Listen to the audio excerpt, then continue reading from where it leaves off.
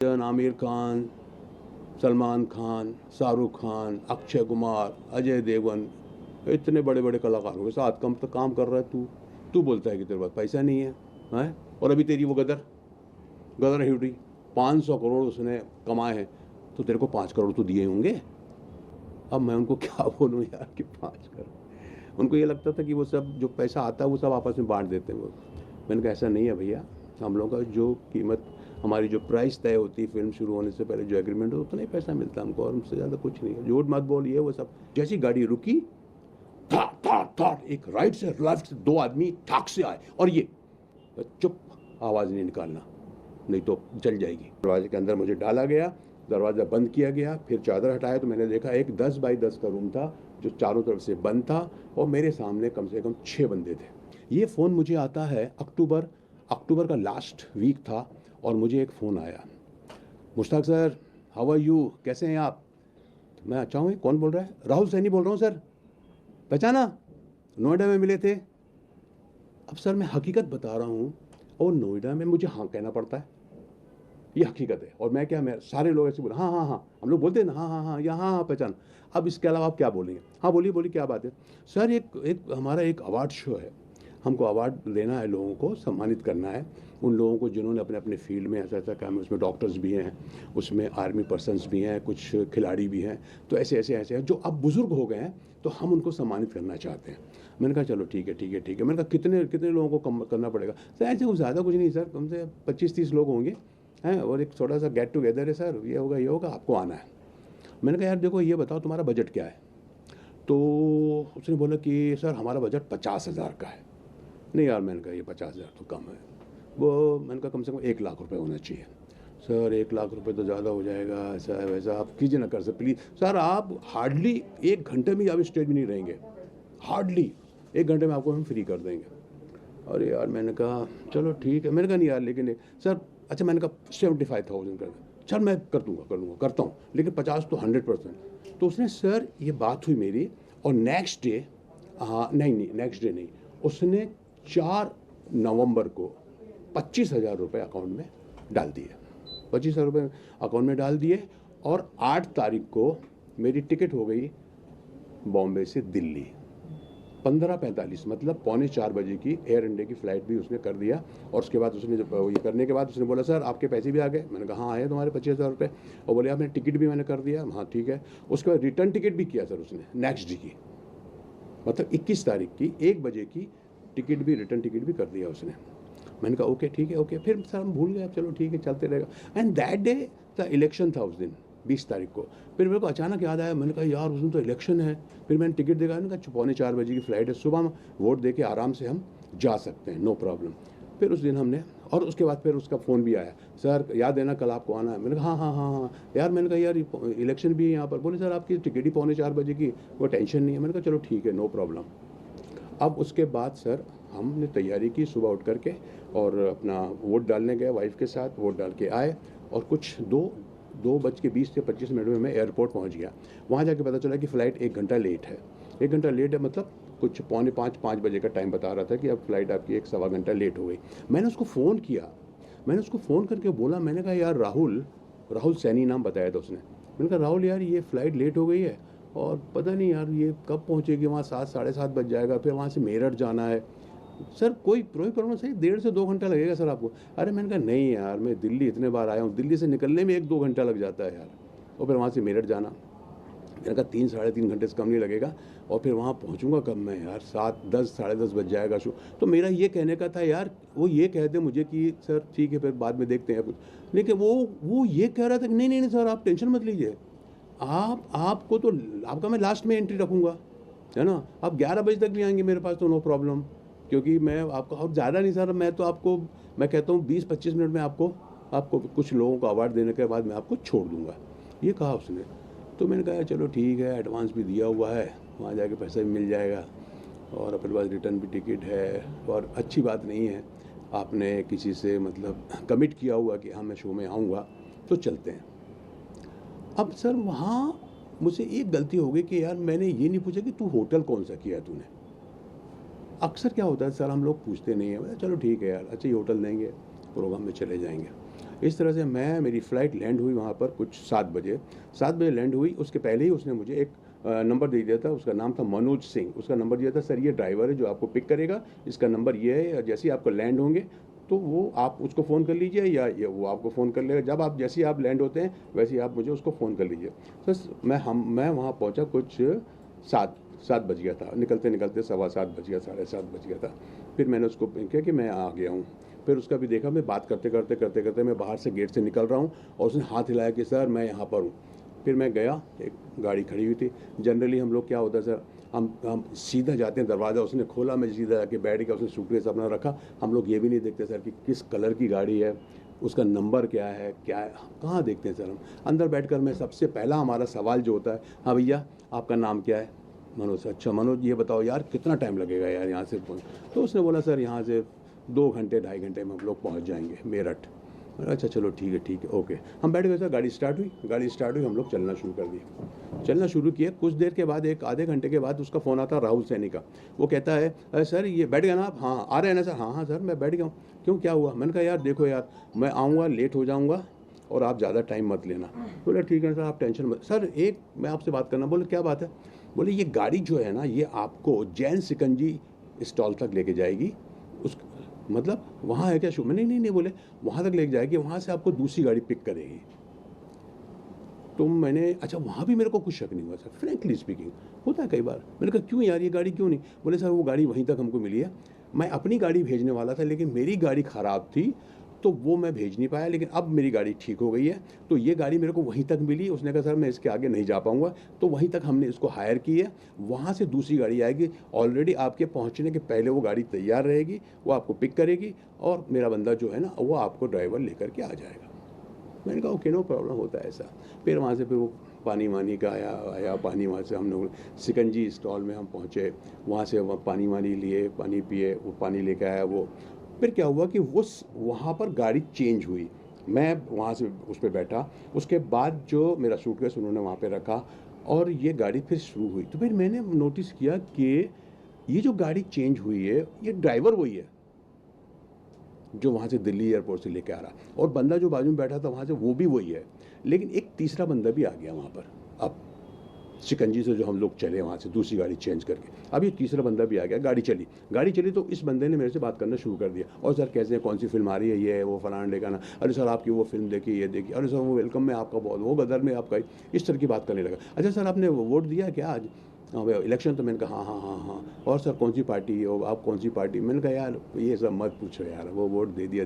इस तरह की बात, बहुत ज़्यादा मैं इसको इंटरेस्ट नहीं लेता, मैं अपना वीडियो देखता रहा। अब ये सब चल रहे हैं। फिर मैंने कहा यार और कितना चलोगे भाई, कब? बोले नहीं सर बस हो गया। फिर उसने स्टार्ट कर दिया किसी से बात करने के लिए। अब वो किसी से बात कर रहा है, हाँ नहीं हम लोग यहाँ पहुँचे अभी, हाँ वो पेट्रोल पम्प है ना भारत पेट्रोलियम, हाँ उससे ऊपर हम चल रहे हैं, अब ये ब्रिज आया है, ब्रिज के नीचे हम लोग उतर रहे हैं और बस। तो मुझे क्या लगा ये राहुल सैनी से बात कर रहा है कि हम यहाँ तक इतनी देर में पहुँच जाएंगे, और वो उसको, तो मैंने ज़्यादा ध्यान नहीं दिया। मैंने कहा चलो ठीक है बात कर रहे हैं। सर वो ख़त्म ही नहीं हो रहा रास्ता, ख़त्म। मैंने कहा यार ये मेरी समझ नहीं आता, तो मेरे को तो उसने बोला था 2-2.5 घंटे में आ जाएगा, ये तो मैंने कहा ऑलरेडी 3-3.5 घंटे बजे, क्योंकि सर हम 2.5-3 घंटे में तो उसमें वहाँ पहुँचे थे जैन सिकंजी में, और वहाँ से निकल के फिर हम लोग ऑलरेडी 1 घंटा और हो चुका था। मतलब मैं समझता हूँ वहाँ तब तक 11 साढ़े 11 बज गया था सर। अब ये चलते रहे और फिर वो फ़ोन पे बात कर रहा, हाँ ठीक है पहुँच रहे, हाँ ठीक है हम लोग पहुँच रहे हैं, बस 2 मिनट पहुँचे। और सर गाड़ी रुकी, और गाड़ी रुकी, जैसी गाड़ी रुकी था एक राइट से लेफ्ट से 2 आदमी ठाक से आए, और ये गन। भाई शॉट, क्या भाई क्या हुआ? चुप, आवाज़ नहीं निकालना नहीं तो जल जाएगी। अरे मैंने कहा क्या मजाक, मुझे लग रहा है मजाक हो रहा है, मुझे लगा क्या कर रहे हैं। अब देखिए साहब, वो जो बीच वाली सीट जहां मैं बैठा था, ऑलरेडी एक आदमी बैठा था, अब इधर से एक आदमी और आ गया, इधर आदमी 2 आदमी, अब यहाँ 4 हो गए, 4 के बीच में हम 2 हैं अंदर। अब वो मैंने कहा यार ये क्या कर, चलो गाड़ी चलने लगी। गाड़ी जब थोड़ी देर चली ना, तो वो जो बंदा था जो सिकंजी से मेरे साथ बैठा हुआ था, बोलता 1 मिनट रुक, वो उसको उन्होंने निकलने दिया और मेरे को दबोच लिया, तो वो बंदा उतर गया। अब हम लोग जो है, मैं बीच में हूँ और इधर ये है, सामने वही ड्राइवर जो वहाँ से दिल्ली से लेके आया था, सिर्फ गाड़ी चेंज किया, और वो आदमी। इस तरह से हम लोग वहाँ से चले। वहाँ से चलने के बाद सर उन्होंने मेरे को चलते रहे, और कुछ देर के बाद उन्होंने मेरे को चादर डाल दिया। और बोले तुम सो जाओ यहाँ पे, कुछ सो जाओ, नीचे हो जाओ, कुछ मत करो। मैंने कहा बस बात नहीं करो बस। उसके बाद ही स्टार्टेड, लाउड म्यूज़िक चालू हो गया उनका। और आई रिमेंबर वो जो फिल्म स्त्री टू का जो गाना है, समझे ना, आज की रात हुस्न का मज़ा लीजिए, वो वाला चालू ठाक ठाक ठाक, वो फुल साउंड पे उन्होंने शुरू कर दिया। इस तरह उन्होंने के साउंड चलते रहे। और कुछ देर के बाद मेरे को ऐसा लगा कि गाड़ी जो है वो हाईवे पे नहीं चल रही है, बल्कि एक कच्चे रास्ते पे चल रही है। ये चलते और मैं सोच रहा था यार, जहाँ भी जाना है, जहाँ भी तुम्हारा ठिकाना है, वो जल्दी आ जाए ताकि मुझे पता तो चले, ये चादर तो हटे मेरे, समझे ना। तो ये था। और जब मैं वहाँ पहुँचा तो मेरे कोई आवाज़ नहीं, कुछ नहीं, साउंड ये उनसे। अब मुझे ये लग रहा है कि मैं किसी फार्म हाउस में आ गया हूँ या किसी जंगल में आ गया हूँ, क्योंकि वहाँ पे कुछ सुनाई नहीं दे रहा, किसी गाड़ी की आवाज़ नहीं आ रही, कुछ नहीं आ रही। एंड ये समझ लीजिए कि वो 12 बज चुका है तब तक, 12 साढ़े 12 बज चुका था तब तक। और फिर मुझे वहाँ से उतारा गया, उतार के वैसे ही मुझे लाया गया और अंदर ठेला गया। और मुझे ऐसा धक्का मारा उन्होंने, चल अंदर, तो मेरे पैर में चोट भी आई। तो मैंने कहा यार कुछ समझ में नहीं आ रहा कि कहाँ है, कौन है, क्या। सीढ़ी चढ़। फिर उन्होंने मुझे सीढ़ियों से चढ़ाया और अच्छी तरह मुझे याद है कि कुछ second floor, it was second floor 100%, वो लेकर गया। और दरवाज़ा खोला गया, दरवाजे के अंदर मुझे डाला गया, दरवाज़ा बंद किया गया। फिर चादर हटाया तो मैंने देखा एक 10 बाई 10 का रूम था जो चारों तरफ से बंद था, और मेरे सामने कम से कम 6 बंदे थे। मैंने कहा क्या चाहते हो आप लोग? बोले चाहना क्या है, बस पैसा चाहिए, 1 करोड़ की डिमांड कर दी। मैंने कहा यार 1 करोड़, मैंने कहा आप ऐसी मेरी बिल्कुल यही हालत थी। मैंने कहा मैं समझ तो गया था उनको पैसे, 1 करोड़, मैंने कहा 1 करोड़ तो हकीकत बता रहा हूँ, 1 करोड़ तो मैंने देखा भी नहीं है। अरे तू देखा यार, वो गालियाँ दी हैं उसने जो मैं यहाँ बोल नहीं सकता। ऐसे यकीन मानो यार, 1 करोड़ की तुम बात करते हो, कहाँ है? अभी झूठ मत बोले, तू 40 साल से फिल्मों में काम कर रहा है। अमिताभ बच्चन, आमिर खान, सलमान खान, शाहरुख खान, अक्षय कुमार, अजय देवगन, इतने बड़े बड़े कलाकारों के साथ काम कर रहा है तू बोलता है कि तेरे पास पैसा नहीं है, हैं? और अभी तेरी वो गदर ही उठी, 500 करोड़ उसने कमाए हैं, तो तेरे को 5 करोड़ तो दिए होंगे। अब मैं उनको क्या बोलूँ यार कि 5 करोड़। उनको ये लगता था कि वो सब जो पैसा आता है वो सब आपस में बांट देते हैं वो। मैंने कहा ऐसा नहीं है भैया, हम लोगों का जो कीमत, हमारी जो प्राइस तय होती है फिल्म शुरू होने से पहले, जो एग्रीमेंट हो, उतना ही पैसा मिलता है हमको, और उससे ज़्यादा कुछ नहीं है। झूठ मत बोलिए वो सब।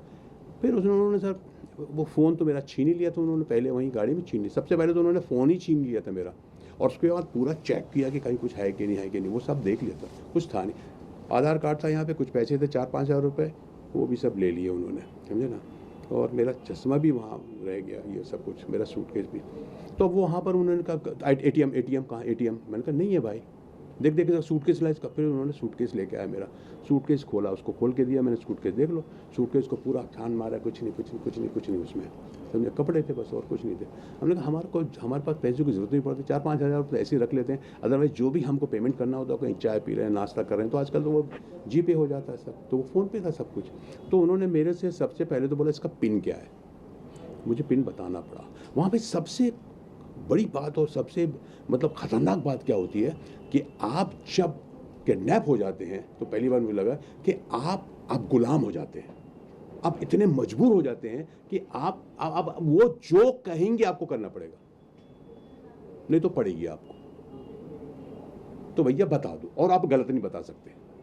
आप अगर पिन गलत बताएंगे तो खुलेगा नहीं वो, इसका मतलब कि झूठ बोल रहे तो। ले भैया पिन ये पैटर्न है, कोड क्या है वो भी बताना पड़ेगा आपको। तो वो पूरा देख लेते हैं, उनकी समझ में आता है। अब ये हो गया कि अब पैसे कैसे आएंगे। मैंने 1 करोड़ तो कहाँ से आ जाएंगे, मेरे को देख लो, अब है ही नहीं मेरे पास, तो कहाँ से लाऊंगा भाई। तो बैंक में कितने पैसे थे जब उन्होंने देखा? हाँ मैं बता रहा हूँ आपको, जनरली हम बहुत कम पैसे रखते हैं ज़्यादातर, लेकिन एक मुझे पेमेंट करना था। एक मेरी बेटी के लिए हमने एक मकान लिया था, जिसके लिए हमको भुगतान के लिए हमने उसको हैवी डिपॉजिट में दिया था, तो उसके लिए एक बैंक में मेरा थोड़ा ज़्यादा पैसा रखा हुआ था, 19 लाख का मेरा उनको पेमेंट करना था। तो वो पेमेंट मैंने बचा के रखा था। तो वो एक था बैंक ऑफ बड़ौदा में, समझे ना। और बाकी मेरे एक बैंक थे, ICICI बैंक था, एक SBI था। एक तो मेरे बेटे ने क्या किया गलती, उसको मैंने हमेशा बोलता था कि यार तुम्हारा जो बैंक अकाउंट है उसका रजिस्टर नंबर मेरा है, तो तुम कर लो, सारे मैसेज मुझे आते हैं, मुझे तुमको बताने पड़ते हैं। तो उसने किया नहीं था वो, समझे। तो ये आपको मैं बाद में बताऊंगा कि ये कैसे हुआ, समझे ना। अब ये हुआ सर कि अब उन्होंने एंड दे स्टार्टेड, ले ए दारू ला, दारू ला, उनकी दारू शुरू हो गई और शराब पीना उन्होंने शुरू कर दिया। और शराब पीते रहे हो या कुछ खाएगा कि, मैंने कहा नहीं भाई मुझे नहीं, मैं डायबिटीज़ का मरीज़ हूँ। मैंने फिर वो अपनी गोली खाई थी और बोले तू खाओ, चलो इसको दो इसको। तो उनका मैंने कुछ नहीं खाया। मैंने कहा नहीं नहीं, मेरी बीवी ने मुझे टिफ़िन दिया, वो खाऊँ। कहाँ टिफ़िन, कहाँ है? तो ये मेरे पास छोटा बैग था, उसमें से फिर मैंने वो निकाला और टिफ़िन निकाल करके मैंने अपना थोड़ा सा जो खाया। खैर मैं तो खाया नहीं गया, फ्रैंकली स्पीकिंग। मैं एक ऐसा कौर लेता, एक निवाला लेता था और पानी पीता था मैं। एनीवे, इस तरह उनका दौर चलता रहा और वो शराब पीते रहे। टाइम बीतता गया और वो ट्राई कर रहे थे कि पैसा कैसे आएगा। वो एक आदमी जो था, जो थोड़ा बहुत जानकार था इसका, बाकी लोग तो सब मुझे ऐसे ही लग रहे थे। एक था, बोले यार तेरा पैसा कैसे निकलेगा, ये तो ऐसा तो निकलेगा। उनका ये था कि कैसे पैसे आए जो हमारे नाम पे ट्रांसफ़र ना हो, कहीं कैसे किसके कैसे क्या करे, तू कैश कर। अच्छा, उसके बाद उन्होंने कहा एक काम कर, इसको तू सुबह तू अपनी बीवी को बोलेगा कि मैं यहाँ पर अब शो करने आया था, एक मेरे को प्रोड्यूसर मिल गया है और वो बहुत अच्छा है, मेरा बहुत अच्छा दोस्त है, बहुत बड़ी फिल्म बना है, बहुत अच्छा रोल दिया है और मेरे को पैसा भी अच्छा देगा, लेकिन अभी उस तो क्राइसिस में है, उसका पैसा फंस गया है कहीं पर। तो उसको ऐसा करो, तुम मेरा चेक बुक निकालो, उसमें तुम अपना साइन कर लो। और तो दूसरा बोलता है भाई साइन करेगा तो कैसे? बोले नहीं, ये इसकी बीवी वो चेक लेकर के मैनेजर के पास जाएगी और ये लोग जितने भी कलाकार हैं ना, सब बैंक वाले छुप इनको बहुत अच्छी तरह जानते हैं, उनकी बात मानेंगे। तो बैंक वाले को, तो ये मैनेजर को बोलेगा ये मेरे साइन है, आप पैसा दे दो निकाल। तो उनका ये प्लान था कि सुबह उठकर, बोले अभी कर नहीं सकते क्योंकि रात के 12, साढ़े 12, 1 बज गया था तब तक। तो उनका ये था कि हाँ चलो ठीक है, अभी ये काम करते हैं, सुबह ये करेगा वो करेगा, मेरे को कैश चाहिए। तो मैंने बिल्कुल ये भी बोला, मैंने कहा अच्छा, मैंने उनको बहुत कोशिश की। मेरा एक बहुत अच्छा दोस्त जो मेरा फ़ैन भी है, जो गाज़ियाबाद में रहता है, गाज़ियाबाद वहाँ से हार्डली 2-2.5 घंटे, 130 किलोमीटर है वहाँ से। तो मैंने उनको ये बोला, क्योंकि मेरा उस वक्त ये था कि यार मेरे पास जो भी पैसा हो, अगर 5 लाख 10 लाख भी होता ना, तो मैं उसको बोलता कि चलो ये 10 लाख ले लो, मुझे छोड़ दो, समझे। तो लेकिन वो उतना तो था नहीं मेरे पास। तो मैंने कहा यार एक काम करो, मैं आपको कैश दे दूं थोड़ा, तो छोड़ दोगे क्या मुझे? कैश कितना देगा? तो बोलता है कि कैश। मैंने कहा यार कैश, अब वो एक दोस्त से आप कितना बोल सकते हो? मैंने कहा यार 2-3 लाख। 2-3 लाख? साले तेरे लिए, तुझे यहाँ तक लाने के लिए हमने 4 लाख रुपए खर्च किए। अरे मैंने कहा क्या मतलब? बोले तुझे लाने के लिए जिस आदमी को हमने पैसा दिया है, तेरा 25,000 रुपये वो दिया, तेरा टिकट आने जाने का किया, और जो हायर किया हमने गाड़ियाँ और ये वो फलान निकाला, और बंदे को कम से कम 1.5 से 2 लाख रुपए दिया। तो तेरे पीछे तो हमारा खर्चा हो गया 4 लाख रुपए का, और तू हमको 2 लाख दे रहा है, 3 लाख। अरे यार, मैंने कहा और क्या, और कितना दे सकता है? मैंने कहा यार वो दोस्त है। वो कौन है दोस्त? मैंने कहा सिकंदर कुरैशी नाम है उसका, फ्रूट्स की दुकान है उसकी, बहुत फ्रूट्स की दुकान है, जूस पीने वाला बंदे को 5 लाख दे देगा, कैसे हो सकता है? मैंने कहा नहीं, वो देगा, करेगा, इंतजाम करेगा। तो उनका ये भी था। मैंने कहा लेकिन अभी तो 12:30 1 बज रहा है, अभी थोड़ी मैं बोलूँगा, सुबह ही बोल सकता हूँ। तो कुल मिला करके ये हुआ कि चलो भैया अभी ये सुबह ही इसके साथ होगा। तो वो जो 5-6 लोग थे ना, वो शराब पी रहे हैं, और I think it was 1:32 something, ऐसा तो कुछ था, क्योंकि घड़ी मेरे हाथ में बंदी थी। बोले चलो इसको सुला दो यार, इसको सुला दो। मुझे बोलते तकिया दो इसको। अबे तकिया दे, तो कुशन पड़े हुए, तो उसको कुशन नहीं, बड़ा तकिया दो उसको, एक बढ़िया तक बड़ा। मैंने कहा नहीं ठीक, नहीं तकिया दो। उसके बाद बोले इसको कंबल ला के दो। उसने कंबल ला के दिया, ओढ़ा दिया मुझे, और मैं भी ऐसा एक कोने में। अब ये समझ लीजिए कि उस 10x10 में एक डबल बेड था जिसमें 2 आदमी आराम से सो सकते हैं। अब मैं एक कोने में ऐसा पड़ा हुआ हूँ, और चादर भी उसने डाल दिया है, और इस तरह से मैं, और मुझे बार बार बोलते थे पानी पी। मैं जानबूझ के नहीं पीता था। मैंने कहा पता नहीं पानी में क्या है क्या नहीं है। मैंने कहा पीला ऐसा, मैं झूठ ऐसा पानी पीता था। एनीवे, अब उनकी शराब शुरू है, पहले से शुरू थे। और जब बच्चे बात कर रहे हैं, क्या करेंगे, उनकी प्लानिंग चल रही है, मैं सब सुन रहा हूँ, और पढ़ा हुआ हूँ ऐसे। फिर देन उन्होंने क्या किया, 4 लोग जो हैं, मेरा ख्याल है, हाँ 4 या 5 लोग जो थे, चल बे हम लोग, तो दारू काफ़ी नशा हो गया था उन लोगों का। बीच में दोनों का झगड़ा भी हुआ, सॉरी, उन दोनों में से किसी जो मेन था ना उनका जो झगड़ा, तू ऐसा कर वैसा कर, बीच में तो यहाँ तक भी हो गया था कि चल छोड़ इनको, जाने दे, पैसा वैसा मुश्किल है। उनको ऐसा लगने था पैसा शायद इससे ना मिल पाए हमको। उन्होंने कहा यार ये होगा, पता नहीं क्या होगा, ये जो कैश बोल रहा है गाजियाबाद से वहाँ भी कैसे होगा, कैसे करेगा ये, वो सब उनकी बातें चल रही थी। अब नहीं बे यार ऐसा हो जाएगा वैसा, अरे हल वो आ गया उसने ऐसा बता दिया, तो उनको ये भी डर लग रहा था कि कैसा करे। दूसरा ये भी था कि यार बैंक से जो बोल रहा है तू चेक का, वो पॉसिबल नहीं है यार, कैसे होगा, कैसे उसकी बीवी मान लेगी। अच्छा इस तरह की उनकी वो चल रही थी और मैं सुन रहा हूँ चुपचाप सुन रहा हूँ, अब चुप ना चुप। तो इस तरह से उन लोगों का जो है स्ट्रगल हुआ बहुत ज़्यादा है ना आपस में उनका, और वो एक दूसरे को मारने भी लगे थे वो दोनों, मैंने देखा, समझे। तो मैं इसका मुड़ गया, मैं घबरा गया, बोले तू चल जा, हम लोगों का चलते रहता है ये, ऐसा मत समझना कि हम लोग झगड़ा कर रहे हैं ये वो सब। चलो ठीक है। फिर मैं अपना सुबह सो गया, फिर वो पीते रहे, फिर कुछ 3:30 4 बज गया था। वो जो 4-5 लोग थे वो जो है चले गए, बोले हम जा रहे। तो मुझे लगा कि ये लोग नीचे जाएंगे क्योंकि वहाँ पे सोने की जगह नहीं थी। 2 लोग रह गए, एक जो मुझे लगता था कि उनका बॉस जैसा था, जो बहुत ज़्यादा टॉर्चर कर रहा था, गालियाँ दे रहा था, और एक और उसके साथ था, वो रह गए। उसके बाद वो दोनों पी रहे हैं, आपस में उनकी बात चल रही है। मैंने इतना सुना है लास्ट में, उसने बोला ताला मार दे। बोले हाँ भैया मार दूंगा, टेंशन लो। और वो उठा, उसने वो उसी रूम की ऐसी सिटकिनी जो थी उसको ऐसे चढ़ा दी। वो लोग जाने के बाद ऐसे सीढ़ी मैंने देख रहा हूँ ऐसा पुल से, वो सिटकिनी उसने ऐसा चढ़ा दी। उसके बाद फिर आकर के फिर पीने लगा। तो मैंने देखा कि वो बाहर नहीं गया है। मुझे क्या लग रहा था, इसको बोल रहा है कि ताला मार दे, मतलब या तो बाहर जाके रूम से बाहर ताला मार, अंदर तो मारेगा नहीं, उसमें नहीं था, वो लैच नहीं था वहाँ पर। तो वो आकर के फिर पीने लगा। ये चलता रहा सर, और ये टाइम जा रहा है। और मुझे मालूम है कि मैं किसी जंगल में या किसी फार्म हाउस में हूँ, मेरा क्या होगा। मतलब आप सोच नहीं सकते कि मैं अपने अल्लाह को याद कर रहा हूँ और सोच रहा हूँ कि अल्लाह बस मदद। इसके अलावा मेरे पास कुछ भी नहीं था मेरे पास। और मेरी जो हालत थी, जो मेरी कैफियत थी, मैं आपसे कह नहीं सकता। मैं इतना डरा हुआ, दहशत में था कि मैंने कहा मेरी जान जाएगी, पता नहीं शायद पैसे लेके भी न छोड़ें। फिर मेरे को सारी चीज़ें वो याद आ रही हैं कि पैसा लेते हैं फिर भी मार डालते हैं कि कहीं ये जाएगा तो पुलिस में रिपोर्ट कर देगा, ये है वो फलाने। तो बहुत डरा हुआ था, बहुत दहशत में था मैं। और बस अपने अल्लाह को, अपने ऊपर वाले को याद कर रहा था।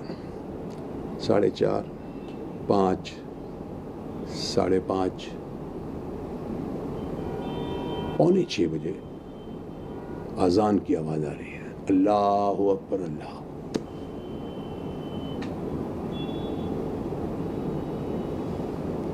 मैंने कहा ये तो मस्जिद है यार, पास में मस्जिद है। एंड उस अजान ने, उस पता नहीं मेरे को एक ताकत मिली। और तब तक इनके खर्राटे शुरू हो गए, दोनों के खर्राटे, लिटरली पूरे सो रहे हैं। आया पड़े, खूब शराब पी ली थी। पता नहीं कहां से हिम्मत आई, पता नहीं। बस उठा मैं, घर निकलो यहां से, जो होगा देखा जाए। और मैं ये भी देख रहा हूं कि अगर मैं पकड़ा गया तो मेरी खैर नहीं। 2 यहां हैं और नीचे 4 या 5 लोग जो भी हैं, 6-7 थे तो, और गन है, सब चीज़ें उनके हथियार से। नीचे उठा, जूते पहनने की कोशिश की, फिर नहीं पहना। सूटकेस मेरा ऐसा रखा था, खुला हुआ सब। सूटकेस की तरफ मैंने कहा नहीं, अचानक क्या लाया, अगर मैं सूटकेस लेके जाता हूँ, 2nd फ्लोर में हूँ, क्योंकि मैं बहुत तकलीफ में, बहुत कमज़ोरी महसूस कर रहा था, बहुत हर तरह से, मेंटली, फिजिकली। तो मैंने सूटकेस छोड़ दिया। उनका सूटकेस ले जाऊँगा, फंस जाऊँगा, लालच नहीं करना है। तो मैं वैसे छोड़ दिया सूटकेस को, और जूते उठाए और धीरे धीरे जा कर के पहले सिटकिनी को खोला। उसकी आवाज़ भी आ रही थी खोलते हुए। फिर मैं वहाँ देखता था, सो रहे हैं वो लोग। धीरे धीरे ऐसा करते करते उनको देख रहा हूँ, सिटकिनी खोल, धीरे धीरे उसको नीचे लाया। वो आ गई नीचे। अब दूसरा एक नीचे बीच में हैंडल है, उसको हैंडल को ऐसे नीचे करना है तो दरवाज़ा। वो मेरे को था कि मैंने कहा साला बाहर से बंद ना हो कि जो 4 लोग गए हैं, बट थैंक गॉड, अल्लाह का करम, वो खुला था और दरवाज़ा खुल गया। दरवाज़ा खुला, मैं बाहर आया, हाथ में जूते हैं। अब वो जो पैसेज का लाइट है वो अंदर बेड पे जा रहा है, जिसका मुझे डर लग रहा है कि साले फिर नींद ना खुल जाए। फिर मैं चाह रहा हूँ कि दरवाजे को खींच के मैं पूरी तरह बंद कर दूँ, लेकिन मेरी समझ में आ रहा है उस वक्त पता नहीं क्या माइंड काम कर रहा था, अगर मैं खींचूंगा तो आवाज़ आएगी। उसको दरवाजे को मैंने वैसे ही छोड़ता हूँ और नीचे फिर सेकंड फ्लोर से अब मैं नीचे आ रहा हूँ। फर्स्ट फ्लोर में आया, देखा दरवाज़ा बंद है, कहीं कोई नहीं है। फिर नीचे आया, नीचे आकर ग्राउंड फ्लोर में देख रहा हूँ, कोई नहीं, सन्नाटा। सामने देखा लोहे का गेट है, लेकिन दीवार बहुत ऊंची है जी। गेट के ऊपर भी कम से कम 5-6 फीट की दूरी है। अब मेरा ये टेंशन है कि मैं देख रहा हूँ कि लैच लगा हुआ है, लैच है, लेकिन लैच में ताला नहीं है। और एक दूसरा उसके नीचे एक और ताला है, वो वाला ताला है जो आप देखते हैं गोदरेज का जो ताला होता है ऑटोमेटिक जो होता है, सरकता है, उसको हम थोड़ा सा वो करते हैं, फिर वो ऐसा होता है, फिर हम खोलते हैं, वो वाला जो वो लॉक था, वो जो आप अगर दरवाजा आप बाहर जा रहे हैं तो आप खींचेंगे तो वो लॉक हो जाएगा।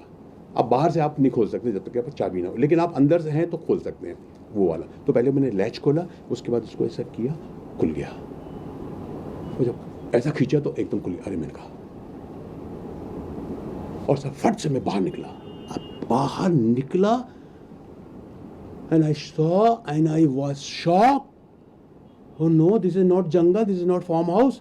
ये तो पूरी बस्ती है। यहाँ से लेके वहाँ तक घर, इधर से लेके वहाँ तक घर। और जब मैं बाहर निकला तो सामने एक आदमी अपने बच्चे के साथ, कोई उसकी गाड़ी थी, कोई जीप थी या क्या था, उसमें सामान डाल रहा था। तो उसने मुझे ऐसा देखा तो मैं संभला थोड़ा और मैंने कहा भाई साहब मस्जिद, हाँ उधर। उसने इशारा किया, वहाँ से मैं चलने लगा। मैं दौड़ तेज़ कदम चलना शुरू किया, उनको भागो नहीं तो अगर कोई लोग खुल गए, जाग गए तो मेरी हालत। इस तरह से मैं फिर मस्जिद पे पहुँचा, मस्जिद में वज़ू किया मैंने और जाके मस्जिद में बैठ गया। लोग आना शुरू हुए। फिर एक ने मुझे देखा, पहचाना, एक दाढ़ी वाले थे, उन्होंने मुझे पहचान लिया। अरे आप तो, मैंने कहा जी मैं वही हूँ, लेकिन मेरे साथ ऐसा हो गया। उनको बताया मैंने। ओह अच्छा, कोई बात, नमाज़ पढ़ो, घबराओ मत। मैंने नमाज़ पढ़ी वहाँ, और जैसी नमाज़ खत्म उन्होंने मेरे को कंधे से पकड़ा और अपने घर लेके गए। और उन्होंने उन्होंने मुझे अपना वो कपड़ा भी दिया कि तुम ये ढाक लो, कोई देख ना पाए। तो लिटरली उन्होंने मेरे को ऐसा कवर कर दिया। और फिर वहाँ से हम मस्जिद से, मैंने कहा मैं आपके घर नहीं जाना चाहता क्योंकि आपको भी तकलीफ हो जाएगी। नहीं बोले। फिर उन्होंने वहाँ से मेरे का कुछ खाने पीने का, नाश्ते वास्ते का थोड़ा इंतज़ाम किया बाहरी करके। फिर मैंने सबसे पहला काम किया अपनी बीवी को, and luckily I was remembering my number कि भैया मेरी बीवी का नंबर, मेरे कुछ समझ भी नहीं आ रहा था। जनरली हम लोग सबसे बड़ी जो गलती करते हैं, हम सभी लोग करते हैं, अब हमने सेव कर लिया वाइफ, सेव कर लिया डॉटर, सेव कर लिया सन, लेकिन हमको उनके नंबर याद नहीं होते। बट लकीली मेरी वाइफ का नंबर मुझे याद था। अगर मेरे, और उसके अलावा मुझे किसी का नंबर याद नहीं था, अदरवाइज मैं क्या करता, कैसे किसी को बताता। फिर मैंने अपनी वाइफ को फ़ोन किया, मेरी वाइफ ने फ़ोन ही नहीं उठाया उनके नंबर से।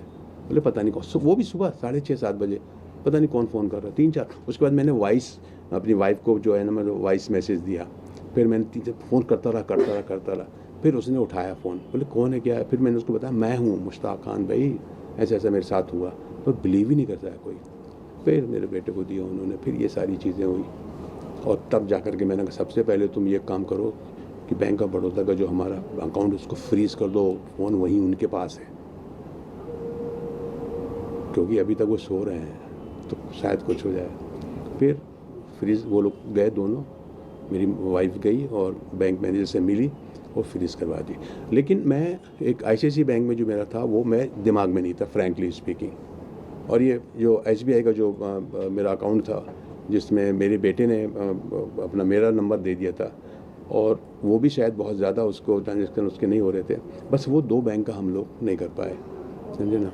तो उसके बाद फिर मैंने हमारे फैमिली मेम्बर हैं जो मिस्टर सिकंदर कुरैशी, गाज़ियाबाद रहते हैं, मेरी वाइफ को मैंने बोला तुम उनका भी नंबर देखो तुम्हारे पास है ना। हाँ बोले उनका तो उसके पास तो उसकी वाइफ का भी था, उनका भी, वो भी नहीं उठा रहे थे सुबह। फिर बड़ी मुश्किल से उन्होंने भी, फिर वही वैसे ही किया मेरी वाइफ ने, और मुझे नंबर दी। तो फिर मैंने इनके नंबर से फ़ोन लगाया, मैंने कहा भाई ऐसा हो गया है। एंड वो आदमी उसी वक्त गाड़ी लेके निकल पड़ा गाज़ियाबाद से, और उसने तो सबसे उसने मुझे बोला भी रिपोर्ट, मैंने कहा भाई मैं प्लीज़ मुझे इस वक्त मुंबई छोड़ दो यार आप, मैं नहीं जा सकता। और वहाँ गाज़ियाबाद आकर के उसने देखा मेरी हालत तो बोले नहीं सर आप अभी बिल्कुल नहीं जाएंगे। मेरा बहुत बड़ा फ़ैन है वो। आप उसने मेरे अपने घर पे रखा, बोले सर आप बिल्कुल नहीं जाएंगे, आप यहाँ रहिए, खाना वाना खाइए, मैं सलमा जी को फ़ोन कर देता हूँ, भाभी जी को फ़ोन कर देता हूँ, ये वो सब उसने अपने पास ही रखा सर। और उसने ही मुझे सारा कुछ किया। ये जो फ़ोन आप देख रहे हैं ये उसी का फ़ोन है। वो सिम का, मेरा सिम उसने चेंज करवाया गैलरी में जा कर के वोडाफ़ोन की, और उसके बाद मेरा चश्मा बनवाया उसने नया वहीं पर, और पैसे वैसे दिए और खाना वाना खिलाया, ये सब किया। और बोले सर देख लो आप। मैंने कहा नहीं यार मैं जाना चाहता हूँ, मैं जा। इस तरह मैं वहाँ पर रह कर के एक दिन, दूसरे दिन मैं वहाँ से फिर दिल्ली आया छोड़ने के लिए मुझे वो, और दिल्ली से मैं यहाँ पर आया। अब ये हो गया कि मैं चाहता था, लेकिन मेरी वाइफ जो है ना, मेरी वाइफ चाहती थी कि, मैं चाहता था कि 2-3 दिन के बाद संभल जाऊँगा तो मैं वहाँ, यहाँ सबसे पहले हाँ किसी ने मुझे कहा कि आप मुंबई जा कर के आप रिपोर्ट कर देना। लेकिन हमें जब पुलिस स्टेशन गया ना तो मुंबई वालों ने बोला कि भाई यहाँ आप रिपोर्ट करने से कोई फ़ायदा नहीं है, आप बेटर ये है कि आप वहीं जाइए तो ज़्यादा अच्छा है, यहाँ पे तो कोई फ़ायदा नहीं है, क्योंकि आपका केस जो है या तो दिल्ली पुलिस या मेरठ पुलिस या बिजनौर पुलिस, जहाँ आपको रखा गया था, यही सवाल ये बनता है, जब आप पहली बार उस शख्स से मिले जिन्होंने आपकी हेल्प की, तो उस वक्त जब आप मस्जिद में गए तो बहुत संख्या में लोग रहते हैं, नमाज पढ़ते हैं। नहीं, हाँ बोले। सुबह का जो डेली रूटीन होती है जिनकी, वो नमाज के लिए मस्जिद में आते हैं तो जब आपको वहाँ पर सबसे मिले होंगे, एक ही इंसान से नहीं मिले होंगे? नहीं, मैं सिर्फ 2 लोगों से मिला। तो जब आप इतने कंफर्टेबल हो गए, जब उनके घर पे गए, तो आपको ऐसा नहीं लगा कि यहाँ के नज़दीकी पुलिस स्टेशन तक मुझे अपनी आवाज़ पहुँचानी चाहिए? जी बिल्कुल। मैं इतना डरा हुआ था, ऐसी दहशत में था, जो मेरी सिचुएशन फिजिकली एंड मेंटली आप बिलीव नहीं करेंगी। और मुझसे ज़्यादा वो शख्स डरे हुए थे जिन्होंने मुझे वहाँ तक पहुँचाया, जो मुझे मिले थे वहाँ पर। उन्होंने मालूम है क्या बोला, आप बिल्कुल कुछ मत कीजिए, आप यहाँ से निकल जाइए। जो आदमी मेरा चेहरा ढक रहा है, छुपा रहा है कि देख ना ले, वो कैसे बोलेगा? वो चाहते थे कि आप यहाँ से जितनी जल्दी हो सकता है निकल जाएं। और आप बिलीव कीजिए, उन्होंने मुझे ना ला करके घर से एक जीन्स, उनके बेटे का जीन्स ला के दिया, शर्ट ला के दी, एक जैकेट ला के दी, समझे ना। और मुझे ये वो जो होता है ना ठंड में जो पहन जब पूरा यहाँ तक डर जाता वो, और मास्क ला के दिया ताकि कोई मुझे पहचान ना सके। उनका ये था कि ये बहुत ही ख़तरनाक लोग हैं, गिरोह हैं, और इस तरह की वारदात होती रहती है यहाँ पर, मर्डर कर देते हैं, किसी को पता नहीं चलता, ये वो सारी चीज़ें थी। तो एक तो मैं खुद डरा हुआ, और जब उन्होंने इस तरह की बात की तो मैं और भी डर गया। मुझे उस वक्त सिर्फ ये था कि मैं किसी तरह यहाँ से भाग जाऊँ, फ्रैंकली स्पीकिंग। बिल्कुल नहीं, या तो हो सकता शायद मैं इतनी मेरे में वो होती या ताकत होती, या फिर मैं इतना डरा हुआ नहीं होता, या मेरा भी माइंड उस तरह का होता कि यार देख लेंगे कुछ होगा, तो शायद मैं सीधा पुलिस स्टेशन जाता। सर एक ये भी था कि उन्होंने आपसे 2,20,000 रुपए की वसूली भी की थी। हाँ। तो क्या वो राशि आपको वापस मिली है? पुलिस ने जैसे कि जो अपराधी है उन्हें पकड़ भी लिया है? हाँ, उनके पास एक पिस्तौल और 10,000 रुपए भी बरामद किए? नहीं, उन्होंने 1 लाख, उन्होंने बताया कि 1,04,000 उन्होंने बरामद भी किए हैं। लेकिन अब वो अपना, उनका वैसे तो मुझे देंगे नहीं, वो तो पूरा वो वहाँ जाएगा पैसा। उसके बाद शायद वो बाद में हम अगर उनको कर रहे हैं, अपनी अपील करें तो हो सकता है शायद हो।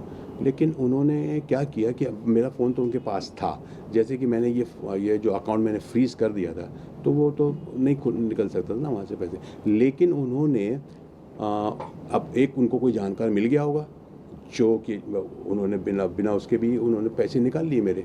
21 तारीख को, ये बता रहा हूँ आपको, 21, 22, 23। ये क्या होता है, गैलरी में हम लोग गए थे, जब मेरे को जैसा आपको भी मालूम होगा, जब सिम मुझे दिया उन्होंने, तो उन्होंने कहा साहब आप फ़ोन कर सकते हैं, लेकिन आपका जो है ये सारी चीज़ें, सिस्टम जो है वो 24 घंटे के बाद आपका वो एक्टिव होगा। उस चक्कर में उन्होंने जो है थोड़ा करके पैसे उसमें से निकालते रहे वो लोग, यहाँ तक कि 20 रुपये से स्टार्ट किया उन्होंने। 20 रुपये, 2,000, 4,000, 5,000, 10,000, ऐसे करके उन्होंने मेरे ICICI बैंक से 1,24,000 रुपये निकाले, और मेरे बेटे के अकाउंट से 1,06,000 ऐसा कुछ गया, सब मिला करके। जहाँ तक हमने देखा है, चाहे फिल्मों में हो या टीवी शोज में हो, अगर कहीं भी वारदात होती है तो आप किसी भी नज़दीकी पुलिस स्टेशन में अगर FIR दर्ज कराते हैं तो वो FIR दर्ज होती है, और उसकी जांच और पड़ताल भी होती है कहीं ना कहीं। जब वो लोगों ने उनको पकड़े गए होंगे तो आपकी चीजें भी वहाँ से बरामद की गई होंगी। बिल्कुल बिल्कुल। तो आपको नहीं लगता कि हमारे यहाँ के पुलिस को वहाँ जाकर ये चीज़ों की जानकारी, मतलब मैं तो क्योंकि गया, ये आज आपके साथ हुआ है, आपके बाद भी बहुत सारे ऐसे कलाकार हैं जिनके साथ ऐसे मिसयूजेस होते रहते हैं, तो कहीं ना कहीं आपको आवाज़ तो उठानी चाहिए। देखिए हर तरह के लोग होते हैं। मैं बिल्कुल तैयार हो गया था जब यहाँ पर आया मैं, और मैं अपनी तरह से मैं अपने आप को मैंने संभाल लिया था, और मुझे ऐसा लग रहा था कि नहीं अब मुझे जाना चाहिए। मेरी वाइफ ने क्लियर कट मुझे बोली। देखिए क्या होता है ना, ये जो औरतें होती हैं आप समझ सकते हैं उस चीज़ को, आप शायद डिफरेंट और हो सकती हैं, ये डिफरेंट हो सकती हैं। तो मेरी वाइफ ने क्या सोचा कि कोई ज़रूरत नहीं है अभी, कहीं कुछ करने की ज़रूरत नहीं, तुम बच के आ गए। एक ही वर्ड था उनका, ये ऊपर वाले की इतनी मेहरबानी है, ऐसा कुछ सोच भी नहीं सकता है। और एक पुलिस, जब मैं बॉम्बे पुलिस में गया था ना यहाँ पर ओशीवारे में, जब मैंने बताने की कि चलो यार मेरी रिपोर्ट लिख लो, तो उन्होंने ये बोला कि हम रिपोर्ट आपकी लिख लें, बेटर ये है कि आप लोग वहीं जाएँ या किसी बंदे को भेज दें वहाँ पर जो भी तहरीर लेकर के बयान दे दे। तो उसने मालूम है क्या, उसने बोला यार आपका तो बिल्कुल भी यकीन नहीं होता, ये कैसे हो सकता है, कैसे हो सकता है ये कि उन्होंने आपको बांधा नहीं, उन्होंने आपको कोई इंजेक्शन नहीं दिया, उन्होंने आपको कोई ऐसी नशे की दवा नहीं पिलाई कि आप भाग ना सके।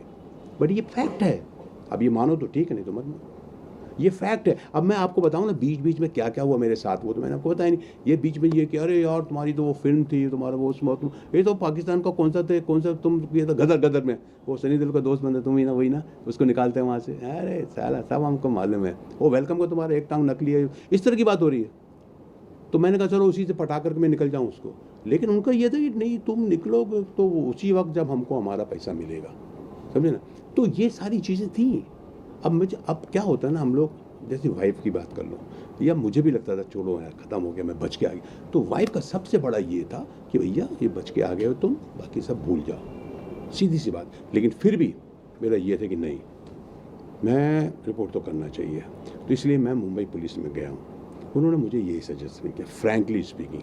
पहली बात तो उन्होंने कहा ये, जैसे कि मैंने भी आपसे कहा कि मानने को तैयार नहीं थे कि ऐसा कैसे हो सकता है यार, एक आदमी इतना रिस्क लेकर के आपको किडनैप करता है, अपहरण करता है ना, बहुत बड़ा रिस्क है किसी बंदे को, मतलब आप बंधक बनाना और उसको अपहरण करना उसका, और उसके बाद आपको ऐसे छोड़ देना कि भाई दारू पी गया पड़े। और ये हकीकत है, इतनी हकीकत है कि मैं आपको कह नहीं सकता। मैं ये जो मैंने बताया एक भी मतलब इधर उधर की बात नहीं है, वो तो कोई मतलब ही नहीं करने का।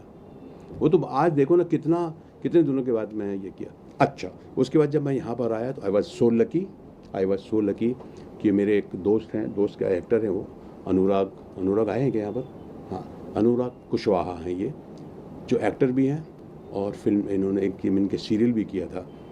क्या नाम था? सेलिब्रेशन। एक इनका 2 साल पहले मैंने एक सीरियल भी किया था। इनका फ़ोन आता मुझे। अब जब हमने देखा तो मेरे एक और दोस्त हैं, ये शिवम यादव, ये वहीं उसी तरफ उत्तर प्रदेश के रहने वाले हैं, और ये एटा के रहने वाले हैं, और मुरादाबाद में आपके कोई रिश्तेदार है ना, सिस्टर रहती है इनकी। तो ये शादी में गए हुए थे, तो इन्होंने कहा सर मैं एक काम करूं क्या, मैं जाता हूं आपकी तरफ से, और इन्होंने एक बनाया, समझे, एक ड्राफ्ट बनाया मेरी तरफ से, एक ड्राफ्ट बनाया कि मेरे साथ क्या हुआ, और ये एक प्रार्थी की तरह ये वहाँ पर गए तो कोई रिस्पॉन्स इतना नहीं मिला खास इनको। मैंने कहा यार छोड़ो, अलग करो, जाने दो, है ना।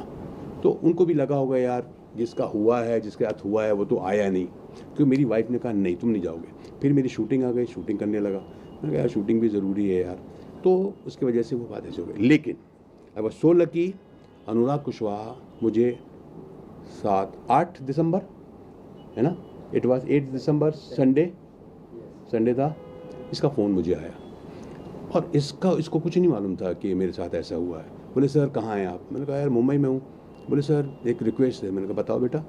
बोला कि सर मेरे बहुत अच्छे पहचान के हैं, एक दोस्त भी कह सकते हो, जो भी है मेरे बहुत करीबी हैं, IAS हीरालाल जी, IAS हीरालाल, लखनऊ यूपी, जो सिंचाई विभाग में सचिव हैं, वो आपसे मिलना चाहते हैं। मैंने कहा यार किस सिलसिले में? बोले नहीं ऐसी बात करना चाहते हैं, वो सब फिल्मी लोगों से मिलने में अच्छा लगता है ऐसा। मैंने कहा चलो ऐसे बहुत से लोग होते हैं। और मैंने कहा कहाँ ठहरे हैं? तो एक्चुअली क्या था, बिल्कुल मैं ओरिटल होटल है यहाँ पर, अपना सिटी मॉल के सामने एक अंदर गली जाती है, T सीरीज़ के पास में एक होटल है, वहाँ पर वो रुके हुए थे। अरे मैं तो घर के पास है मेरे को, चल ठीक है मैं आता हूँ। फिर मैंने इसको बोला यार सुन अनुराग ऐसा ऐसा ऐसा है, ऐसे ही है, क्योंकि मेरे को ये मालूम है कि मैं IAS एडमिनिस्ट्रेशन बहुत बड़ी पोस्ट होती है सर, बहुत बड़ा ऑफिसर होता है वो तो। मैंने कहा यार देख ऐसा ऐसा मेरे साथ हो गया, कुछ प्रॉब्लम हो गया। तो उस बोला अच्छा सर आइए आप आइए। तब तक इसने हीरालाल जी को मेरे को बता दिया, ये हीरालाल जी, ये इन्होंने बुक लिखी है डायनामिक DM, ये बहुत ही स्ट्रांग आदमी, बहुत बढ़िया आदमी। इनसे मेरी मुलाकात हुई होटल में और इन्होंने कोई ऐसी वैसी बात नहीं बोली, बोला ये बताओ तुम्हारे साथ हुआ क्या, और मैंने जो आपको बताया वो बताया। अच्छा मैंने कहा सर मेरा एक आदमी बंदा गया भी था। बोले नहीं यार ऐसा नहीं होता है, चलो ठीक है कोई बात नहीं। फिर उन्होंने एक फ़ोन लगाया किसी को, उन्होंने फ़ोन लगाया और पूछा कि ये बताओ यार बिजनौर SP कौन है।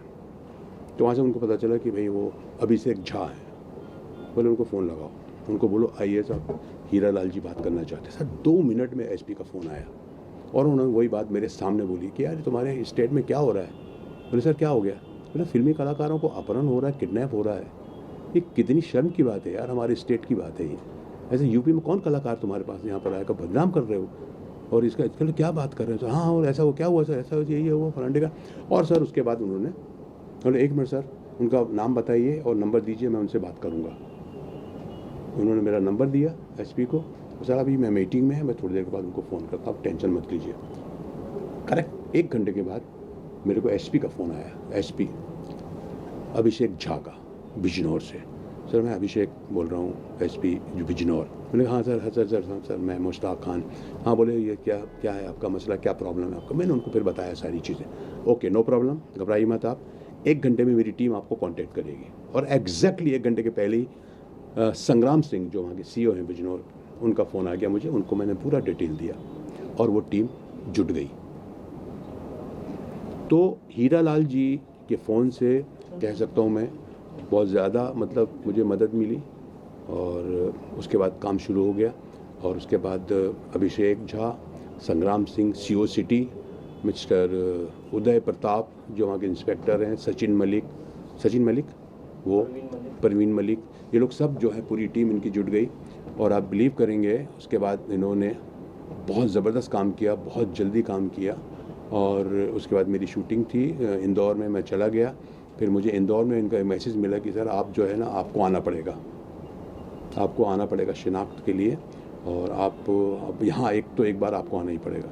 फिर वहाँ से फिर मैं 14 तारीख को शूटिंग से मैं 14 तारीख को चला गया बिजनौर, दिल्ली गया। दिल्ली से मेरे दोस्त आ गए सिकंदर भाई, उन्होंने मुझे लेकर के बिजनौर गया। इस तरह हम लोग बिजनौर जा कर के उन्होंने पूरा मुझे बताया, टीवी में बताया ये लोग पकड़े गए। तब तक 4 लोग पकड़े गए थे, मुंह पे कपड़ा था, लेकिन उन्होंने मुझे टीवी में बताया ये है। मैंने कहा हाँ सर ये सब था। ऐसा हुआ। उसके बाद फिर मैंने एक वीडियो बाइट भी दिया वहाँ पर, उनकी तारीफ़ भी की कि आप लोगों ने इतनी जल्दी ये किया। मुझे उम्मीद नहीं थी, मुझे बिल्कुल उम्मीद नहीं थी कि ऐसा इतनी जल्दी होगा। और फिर उसके बाद वो अभी तक मुझे अपडेट कर रहे हैं। फिर ये 4 लोग पकड़े गए थे। उसके बाद पाँचवा कोई भाग रहा था, कुछ था, तो वो गोली मारी थी पैर में, वो भी उन्होंने बताया वीडियो। फिर आज उनका फिर फ़ोन आया था, आकाश उर्फ गोला करके कोई है, उसको पकड़ा उन्होंने, उसका मुझे उन्होंने फ़ोटो दिया कि इसको भी हमने गोली मार के पकड़ी हमारी। और इस तरह से 2 या 3 अभियुक्त जो भी आरोपी वो अभी बाकी हैं। और आखिरी में यही पूछना चाहेंगे कि आपके साथ ऐसा हुआ है, किसी और के साथ, चाहे वो आम आदमी हो या आपका कोई साथी कलाकार हो, उनके साथ ऐसा ना हो, तो कोई ऐसी खास बात या कुछ ऐसी चीज़ है जो उनको ध्यान रखनी चाहिए, एक एडवाइस जो आपके तरफ से आप लोग देना देखिए सर, ये सब होने के बाद तो जो मैं सोचता हूँ और जो मैं करना चाहता हूँ, या लोगों ने मुझे जो कहा है या पुलिस की तरफ से मुझसे कहा गया है कि सबसे पहले तो जो भी जैसे भी ऐसा फ़ोन आता है तो आप उनसे पूछो कि भैया तुम मेरा आधार कार्ड मांग रहे हो टिकट के लिए, आप अपना आधार कार्ड दो पहले, कि आपका आधार कार्ड आना चाहिए, आपका उसमें एड्रेस वगैरह सब, आधार कार्ड अगर आ जाता है तो सब कुछ जाएगा। ये जो प्रोग्राम है ये कहाँ कर रहे हो आप, तो बोले कि साहब ये प्रोग्राम हो रहा है यहाँ, आप उनका एड्रेस दीजिए, उनका पता दीजिए।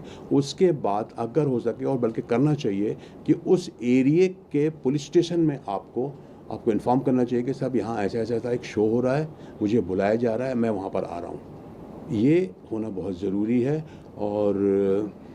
और अगर हो सके और पॉसिबल हो सके तो अगर आप इस तरह के प्रोग्राम में जा रहे हो मेरे साथियों, तो ये कोशिश करो कि आप जब एयरपोर्ट में जाते हो तो आप उनकी गाड़ी में मत जाइए। उनको ये बोलो कि भैया मेरा वहाँ पे दोस्त है, या मैं ओला करके आ जाऊँगा या कुछ भी करके आ जाऊँगा, जो भी उसका पेमेंट होगा, जो भी उसका बिल बनेगा, मीटर होगा, वो आप दे देना, मैं और मुझे होटल का बता दीजिए और होटल का पता लीजिए, क्योंकि आपको डेफिनेटली होटल देते हैं, हर कोई देता है होटल का मुझे पता बताइए। होटल में हो सके तो उसका नंबर भी मिल जाएगा आपको, उस होटल के वाले को फ़ोन कीजिए, क्या मेरे नाम का इस तरह का रूम कुछ बुक है या नहीं है। और जैसा कि मैंने कहा कि आप एयरपोर्ट से उतरने के बाद आप अपने ही कैब पर जाइए वहाँ पर अगर हो सके तो, और कोशिश कीजिए कि सबसे पहली कोशिश कीजिए कि जो बंदा आपको बुला रहा है आप उसको कितना जानते हैं, वो जानना बहुत ज़रूरी है। उसके बारे में अगर आप कुछ तहकीकात हो सके, इंक्वायरी हो सके, क्या वाकई सही है, जो मुझसे हो गई गलती। अभी हम लोगों के साथ क्या होता है कि हम, जैसे कि मैंने पहले ही अपने उसमें कहा कि भैया हम तो सोच भी नहीं सकते थे, वैसा हुआ तो किसी के साथ ऐसा ना हो, तो अलर्ट हो जाएं, सब कुछ समझ जाएं। और मेरे को सबसे अच्छी बात हमारे हीरालाल जी की ये लगी, उन्होंने सबसे ज़्यादा फिक्र जो इस बात की कि यार मेरे स्टेट में ऐसा ना हो कि कल को यहाँ पर आने को कोई डरे, तो इसलिए उन्होंने इतना वो किया। और मैं बिजनौर पुलिस का मैं शुक्रिया अदा करता हूँ, ख़ास करके अभिषेक जी का, संजीव वाजपेयी जी का, संग्राम जी का और उदय प्रताप जी, जो हमेशा मुझे अपडेट करते रहते हैं, सचिन मलिक और प्रवीण मलिक का, उन्होंने बहुत तत्परता दिखाई और वो पूरी टीम उनकी जो इसमें लग गई, उसके लिए बहुत बहुत